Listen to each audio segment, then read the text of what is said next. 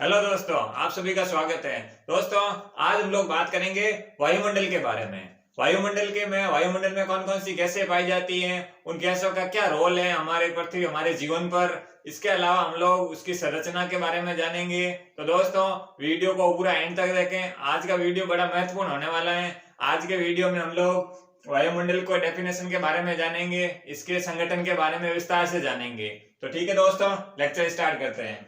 अगर दोस्तों वायुमंडल की बात करें तो वायुमंडल होता क्या है, सबसे पहले आपको ये पता होना जरूरी है। अगर वायुमंडल की बात करें तो दोस्तों आपको पता है ये क्या है, ये है पृथ्वी। ठीक है, आपको पता है पृथ्वी पृथ्वी के चारों ओर जो गैसों का आवरण है, मतलब पृथ्वी जिन गैसों के द्वारा चारों ओर से घिरी हुई है, या पृथ्वी के चारों ओर गैसों का आवरण है। ठीक है, इसे क्या बोलेंगे, गैसों और धूल के कणों का आवरण है, उसे क्या बोलेंगे हम लोग, वायुमंडल बोलेंगे। ठीक है, वायुमंडल को इंग्लिश में क्या बोलते हैं, एटमॉस्फेयर। क्योंकि दोस्तों ये टॉपिक करंट से भी कनेक्ट रहता है, तो इसमें से क्वेश्चन बनने के चांसेस हमेशा रहते ही हैं। तो आपको क्लियर हो गया वायुमंडल किसे कहते हैं।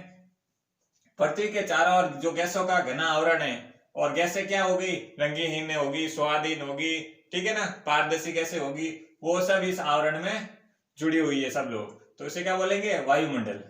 पृथ्वी के चारों ओर घने गैसों का आवरण, उसे क्या बोलेंगे, वायुमंडल। ये तो बात हो गई वायुमंडल। अब बात आती है वायुमंडल कहाँ तक विस्तृत है। अगर इसके विस्तृत मतलब कहाँ तक फैला हुआ है, तो वायुमंडल है जो लगभग 10,000 किलोमीटर तक फैला हुआ है। ठीक है, वायुमंडल कहां तक फैला हुआ, लगभग 10,000 किलोमीटर तक विस्तृत हो गया। ये तो हो गई वायुमंडल की बात। अब हम लोग इसके भाग को डिवाइड करके एक एक के बारे में विस्तार से जानेंगे। सबसे पहले हम लोग देख लेते हैं वायुमंडल में आज हम लोग पढ़ने क्या वाले हैं। अगर वायुमंडल की बात करें, सबसे पहले हम लोगों ने वायुमंडल के बारे में तो थोड़ा जान लिया कि वायुमंडल होता क्या है, और अब सबसे पहले हम लोग पढ़ेंगे कार्य के बारे में। वायुमंडल के कार्य क्या, इंग्लिश में क्या बोलते हैं, फंक्शन। ठीक है, और इसके बाद हम लोग क्या पढ़ेंगे, वायुमंडल के संघटक, मतलब कंपोजिशन। ठीक है, और इसके बाद हम लोग पढ़ेंगे संरचना के बारे में भी हम लोग विस्तार से जानेंगे। इंग्लिश में इसे क्या बोलते हैं, स्ट्रक्चर।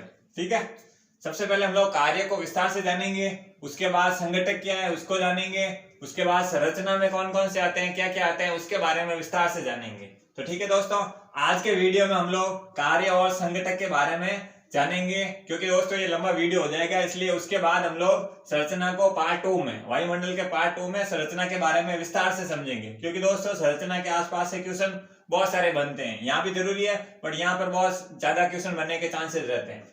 क्लियर हो गया। अब हम लोग एक एक करके सबके बारे में जानते हैं। अगर सबसे पहले अपन बात करेंगे आज कार्य के बारे में।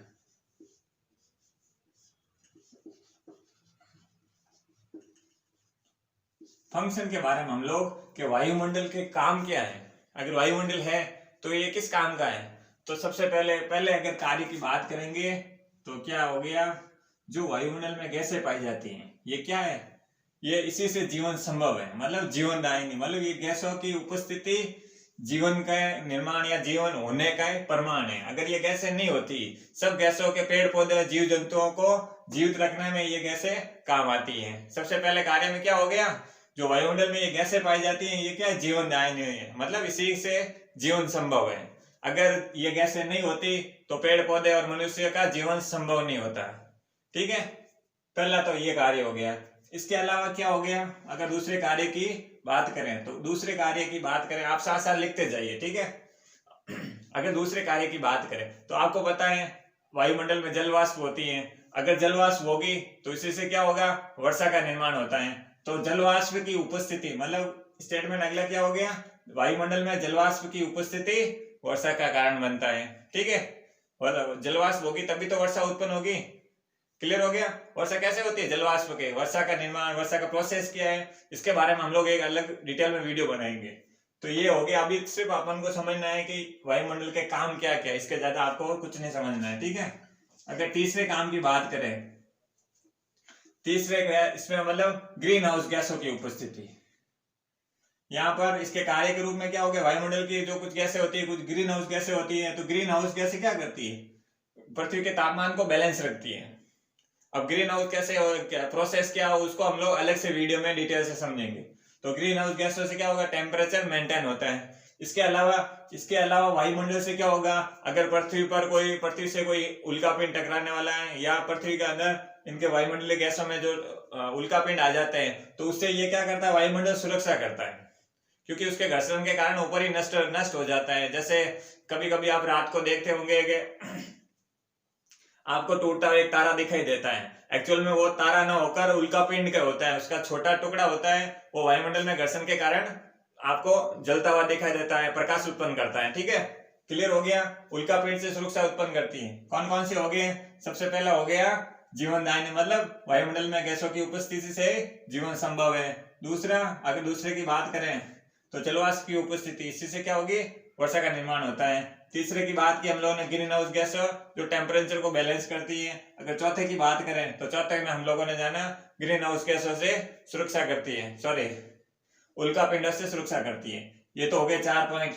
अगर 5वें पॉइंट की बात करें तो 5वां पॉइंट क्या हो सकता है।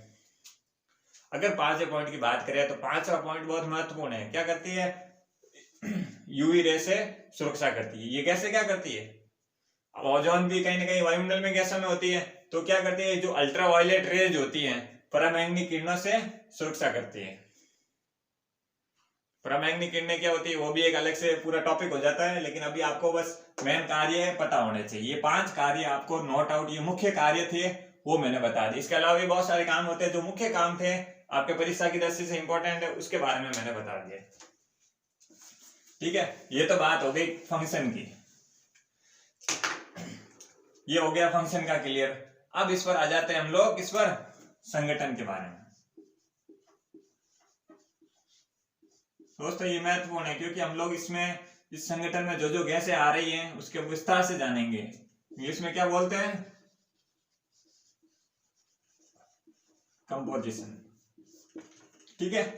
अगर संगठन की बात करें तो दोस्तों संगठन में हम लोग क्या करेंगे, एक एक करके गैसों की जो अधिकतम मात्रा से स्टार्ट करेंगे। अगर संगठन में अधिकतम मात्रा की बात करें तो अधिकतम मात्रा में कौन सी गैस पाई जाती है, नाइट्रोजन। अगर अधिकतम मात्रा की बात करेंगे पृथ्वी पर या वायुमंडल में, अधिकतम गैस की मात्रा के रूप में कौन सी पाई जाती है, नाइट्रोजन। कितने परसेंटेज के आसपास, 70% के आसपास है जो सबसे अधिक मात्रा में पाई जाने वाली गैस है नाइट्रोजन वायुमंडल में, ठीक है। अगर आपको पूछ ले कि अधिकतम मात्रा में पाई जाने वाली वायुमंडल में कौन सी गैस है, वो है नाइट्रोजन, ठीक है। इसके बाद दूसरे नंबर पर पाई जाने वाली गैस कौन सी है, ठीक है। दूसरे नंबर पर पाई जाने वाली गैस कौन सी है, ऑक्सीजन। मतलब ये लगभग 20.99 के आसपास है, मैं इसको 21% लिख लेता हूं, ठीक है। नाइट्रोजन हो गई सबसे अधिक मात्रा में। अगर दूसरे नंबर पर बात करें तो आपको इसका एक ऑक्सीजन की मात्रा की बात करेंगे तो अपन को पता है कि वायुमंडल में सबसे अधिक मात्रा में तो नाइट्रोजन पाई जाती है। अगर दूसरे नंबर पर बात करें तो ऑक्सीजन पाई जाती है, ठीक है। क्लियर हो गया। और अब बात करते हैं तीसरे नंबर पर। तीसरे नंबर पर बात करें तो नाइट्रोजन, ऑक्सीजन, इसके बाद आ जाती है ऑर्गन। जो आर्गन गैस होती है, आर्गन, ठीक है। ये लगभग पाई जाती है 0.93% के आसपास। 0.93 के आसपास है जो कौन सी गैस पाई जाती है, ऑर्गन गैस पाई जाती है, ठीक है। क्लियर हो गया। ये बात हो गई अधिकतम मात्रा में नाइट्रोजन, दूसरे नंबर पर ऑक्सीजन, तीसरे नंबर पर आर्गन जो होगी 0.93, और चौथे नंबर पर हो गई यहाँ है सॉरी कार्बन डाइऑक्साइड। CO2 लिख रहा हूं मैं, कार्बन डाइऑक्साइड है, वो कितने परसेंटेज पाई जाती है, 0.03%, ठीक है। दोस्तों इसको बताने का कारण क्या हो गया, अब आपको अधिकतम और कम से कम और अन्य जो गैस है उसके बारे में पता चल गया। मैं आपको अन्य के बारे में बता दूं, फिर आपको क्वेश्चन कैसे बनता है वो बताता हूं। अगर बात करें अन्य गैस है अन्य गैसें में आ जाता है हाइड्रोजन है, हीलियम है, नियॉन है, जीरोन है, ठीक है ना, मीथेन है। तो ये अन्य गैसों में आ जाते हैं। तो अन्य गैसों का रोल कितना है? 0.04%। ये आपके दिमाग में स्ट्रक्चर होनी चाहिए, ठीक है दोस्तों। इसमें कुछ परिवर्तन हुआ है अभी। CO2 है जो, ये सरकारी आंकड़े या ग्लोबल आंकड़े हैं, ये पहले के आंकड़े नहीं। यहाँ पर अभी ग्लोबल वार्मिंग बढ़ रही है लगातार, इससे क्या होगा, CO2 की मात्रा बढ़ने से क्या होगा, तो इसमें अभी जो भी अपडेट आएगा करंट में वो मैं आपको बता दूंगा। लेकिन अभी का जो आंकड़े के हिसाब से 0.03 है, ठीक है। इसको आप जब करंट से अपडेट कर सकते हैं आराम से। तो आपके क्वेश्चन कैसे बन सकता है इसमें, देखिए एक सिंपल सा वन लाइनर की बात करें तो अधिकतम मात्रा वायुमंडल में पाई जाने वाली गैस कौन सी है? 78% है, नाइट्रोजन है, ठीक है। ऑक्सीजन की आपको ये क्वांटिटी भी पता होनी चाहिए, इससे आपको थोड़ा चीजें आइडेंटिफाई करने में मौका मिलेगा, क्लियर हो जाएगा आपके कॉन्सेप्ट ही, ठीक है। अगर क्रोनोलॉजी पूछ ले, सबसे पहले आरोही या अवरोही क्रम में पूछ ले, बड़े से मतलब अधिक से कम की ओर पूछ ले, तो ये आपको ये परसेंटेज आपको चीजें लर्न करने में चीजें इजी हो जाएगी, ठीक है। सबसे अधिकतम नाइट्रोजन, दूसरे नंबर पर ऑक्सीजन, तीसरे नंबर पर ऑर्गन, चौथे नंबर पर CO2, पांचवें नंबर पर अन्य गैसें आ गई, ठीक है। ये क्लियर हो गया। अब बात करते हैं हम लोग, ये तो हो गई है गैसें। अब हम लोग देख लेते हैं कि भाई इन गैसों में स्थायी तत्व, अगर गैसों को स्थायी तत्व और अस्थायी तत्वों में बांटे तो स्थायी और वायुमंडल के जो तत्वों की बात करेंगे हम लोग, वायुमंडल के तत्व, ठीक है। अगर वायुमंडल के तत्वों की बात करेंगे हम लोग, तो वायुमंडल के तत्वों में कौन कौन से आते हैं, इसमें दोस्तों इसको दो भागों में डिवाइड करेंगे, क्योंकि दोस्तों इस पर क्वेश्चन बन जाता है, इसलिए मैं आपको बता रहा हूं। एक हो जाता है स्थायी तत्व, जो स्टेबल तत्व हो गए एक तो, और दूसरा हो गया अस्थायी तत्व, ठीक है। स्थायी तत्व और अस्थायी तत्व हो गए। अगर स्थायी तत्वों की बात करेंगे, आप लोगों को पूछ ले स्थायी तत्व होते कौन कौन से होते हैं, और स्थायी तत्वों की बात करें तो एक तो हो गया नाइट्रोजन, ठीक है। इसके बारे में कितने परसेंटेज होती है, इसके काम क्या है वो अलग से पढ़ेंगे अपन लोग, ठीक है। ये तो हो गई नाइट्रोजन। इसके अलावा हो गई ऑक्सीजन। नाइट्रोजन और ऑक्सीजन दो ऐसी गैसें या तत्व है, वो कहाँ है, स्टेबल है, मतलब इसकी मात्रा या इसकी उपस्थिति तत्व के रूप में स्थायी है। और अस्थायी की बात करेंगे तो यहाँ पर मेथेन हो गई CH4, इसके अलावा हाइड्रोजन हो गया, हीलियम हो गया, जो अन्य गैसें थी हाइड्रोजन, हीलियम, जेरोन, एरोन जो भी है वो अस्थायी तत्व है, ठीक है ना। क्लियर हो गया, ये बात हो गई क्लियर। यहाँ बात होगी अपन के स्थायी तत्व और अस्थायी तत्व, ये आपको कंफर्म पता होना चाहिए। ये पता हो जाएगा तो आपको क्वेश्चन यहाँ से एलिमिनेट हो जाएगा, ठीक है। ये तो बात हो तो ठीक है दोस्तों। अब हम लोग एक एक करके सभी गैसों की जो मुख्य गैस है उसकी विशेषताओं पे पढ़ेंगे। तो सबसे पहले हम लोग बात करेंगे नाइट्रोजन की, ठीक है। नाइट्रोजन की बात करेंगे कि भाई आपको ये तो समझ में आ गया कि वायुमंडल में सबसे अधिक मात्रा में पाई जाने वाली गैस कौन सी है, वो है नाइट्रोजन। कितने परसेंटेज है, 78%, ठीक है। ये तो हो गई सबसे अधिक मात्रा। अब इसके काम क्या है, अगर इसके कुछ कार्य की बात करें तो इस गैस की विशेषताएं पढ़ लेते हैं। इसकी विशेषताएं क्या होती है, यह रंगहीन, गंधहीन और स्वादहीन गैस है, ठीक है। रंगहीन, गंधहीन और स्वादहीन, पहली विशेषता तो ये हो गई कि भाई इसकी क्या विशेषता है, रंगहीन, गंधहीन और स्वादहीन है। इसके अलावा ये इस गैस का क्या काम है, इसको पौधों में प्रोटीन निर्माण में ये सहायक है। क्या है, प्रोटीन निर्माण में। तो क्या है, पौधों में प्रोटीन निर्माण में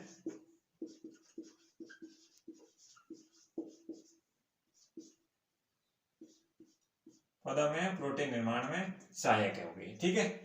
इसके अलावा और क्या विशेषताएं हैं, आग बुझाने में सहायक है,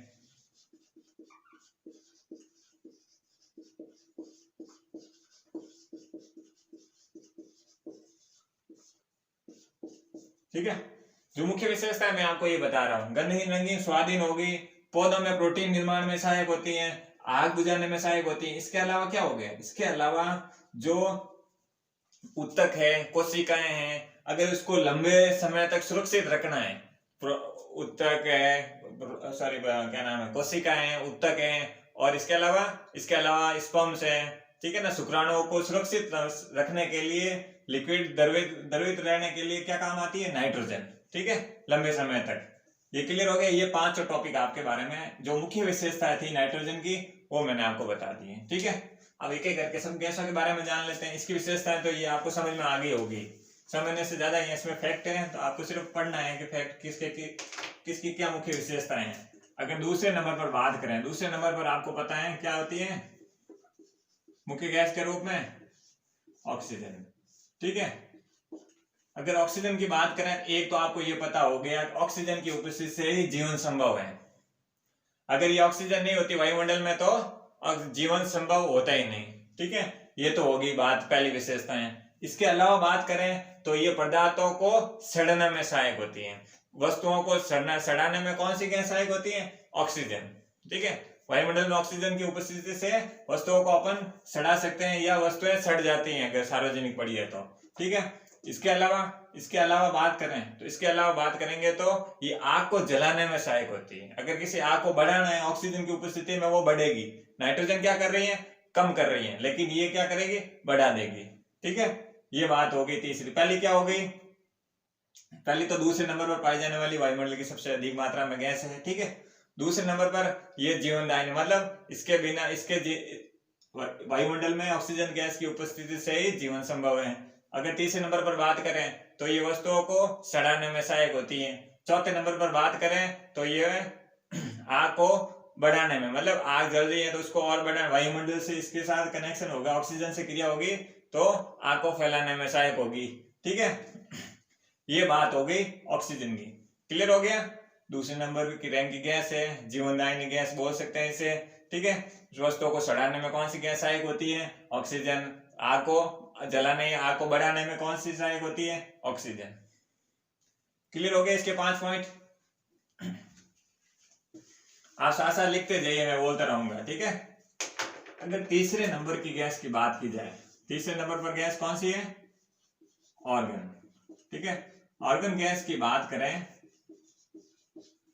तो ये आपको पता है वायुमंडल में तीसरे नंबर की सबसे ज्यादा पाई जाने वाली गैस हो गई, ठीक है। तीसरे नंबर पर सर्वाधिक मात्रा में पाई जाने वाली अक्रिय गैस है, ये ध्यान रखना। सर्वाधिक मात्रा में पाई जाने वाली अक्रिय गैस कौन सी है, आर्गन है। वायुमंडल में इसकी उपस्थिति तीसरे नंबर पर आती है, नाइट्रोजन, ऑक्सीजन, उसके बाद ऑर्गन के, ठीक है ना। आर्गन गैस है जो 0.93 वायुमंडल में उपस्थित होती है तीसरे नंबर पर। और अक्रिय गैस की बात करेंगे तो सबसे ज्यादा अधिक मात्रा में पाई जाने वाली अक्रिय गैस है ये।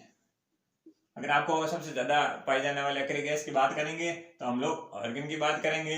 वायुमंडल में अधिकतम से ऊपर से नीचे की ओर अपन लोग अधिक से कम मात्रा की बात करेंगे तो तीसरे नंबर पर कौन सी गैस आती है, ऑर्गन गैस आती है, ठीक है। ऑर्गन गैस के क्या काम हो सकते हैं,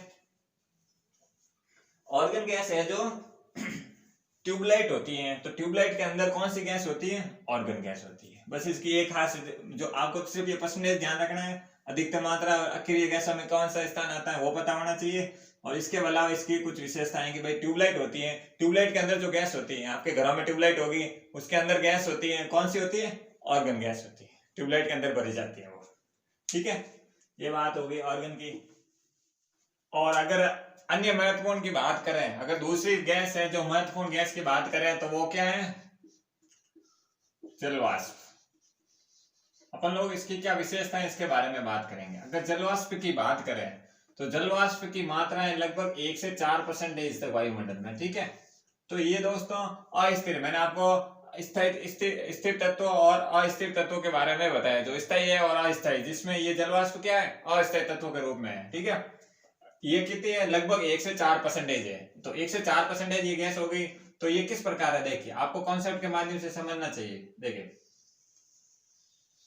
ये है पृथ्वी, ठीक है, और इसे आप क्या कहते हैं, भूमध्य रेखा, विषुवत रेखा, और जो भी है कुछ भी कह सकते हैं, 0 डिग्री अक्षांश रेखा भी कह सकते हैं, भूमध्य रेखा भी कह सकते हैं, और विषुवत रेखा भी, ठीक है। इन तीनों में से अब कुछ भी बोला तो आप समझ लेना ये 0 डिग्री अक्षांश रेखा है। अब इसकी बात करें तो 1 से 4% का क्या मतलब है, देखिए दोस्तों, ये कर्क रेखा और ये मकर रेखा, कर्क रेखा और मकर रेखा और विषुवत का जो एरिया होता है, यहाँ पर टेम्परेचर बहुत हाई है। सूर्य की किरणें क्या होती है, लंबवत होती है, तो लंबवत होती है तो यहाँ पर टेम्परेचर कितना रहता है, बहुत हाई रहता है। तो टेम्परेचर हाई रहेगा तो क्या होगा, जलवाष्प की मात्रा अधिक होगी।